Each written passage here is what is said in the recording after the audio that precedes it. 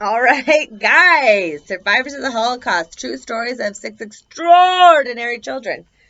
We're going to learn about Martin's story.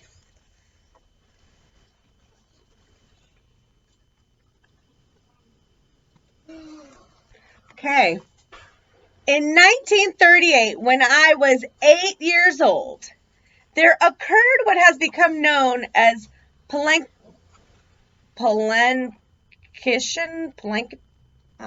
Sorry, I don't know. Early in the morning, we were all sleeping in our beds in our home in Germany. The Nazis entered our flat. We were going to be taken away.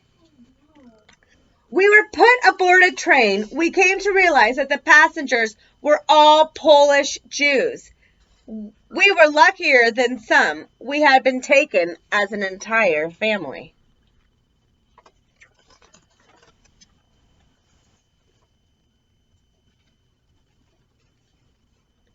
Some of the families had been separated. They didn't know whether they were ever going to see one another again.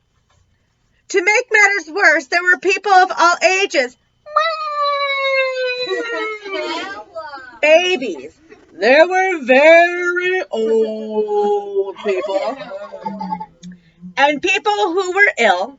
Some had been taken out of hospital beds. Oh no.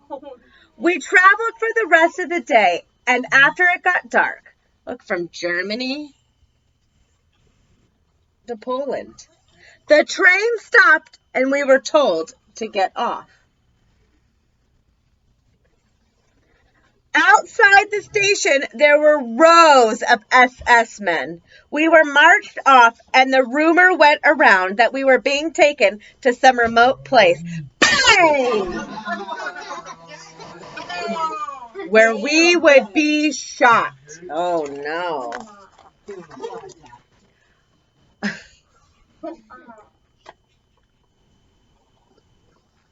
I saw people collapse from exhaustion, and I was left in no doubt about the brutality of these SS men. We marched for hours, and then we were stopped at a railway line where we were told that the SS men were not coming any farther. Oh, yeah, it looks like it, huh? It seems likely that this was, in fact, the Polish frontier. Here, look, here's Poland and Germany. Click, click, click, click. The SS men wouldn't want to cross that at this particular time. That could provoke an international incident. We were told that we would have to go on marching between the rails.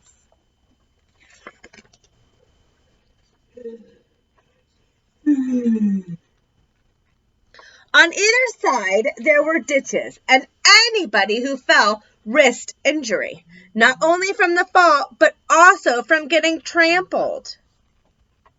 No.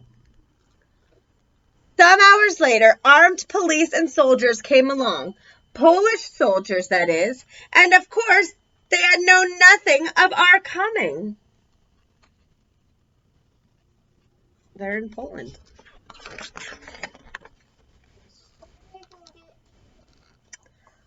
The Polish authorities did try to force some people back into Germany.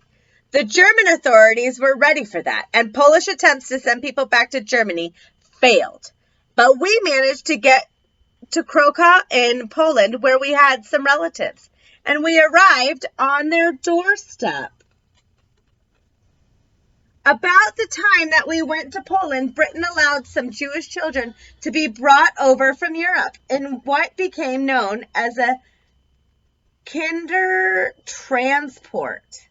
My sister and I were very lucky to be among the few children that were to be rescued from Poland.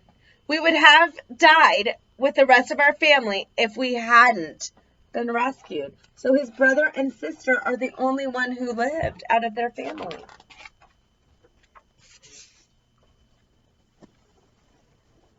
We went to foster parents in Coventry in England.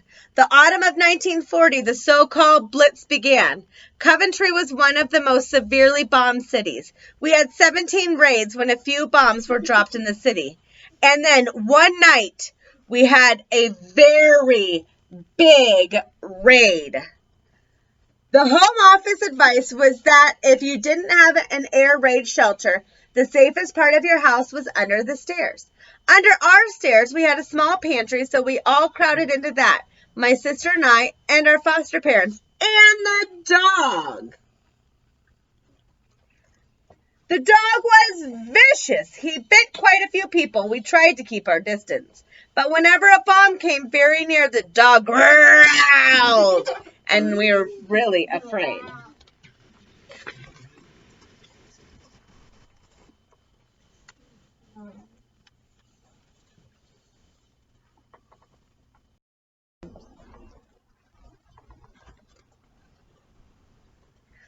We heard a very loud hissing sound, and it was obvious that the bomb was coming near. It landed just a few doors down. Boom! Bang! Bang! The next morning, when we emerged, our house had lost its doors and its window and part of the roof. It's amazing that there were many small air raids.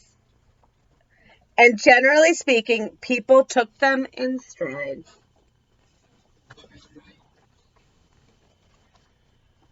But during those big air raids, I certainly felt very much afraid. And I don't think very many people, if they are truthful, could say otherwise. Both Martin and his sister survived the bombings in Coventry and settled well into their new lives in England. That's nice.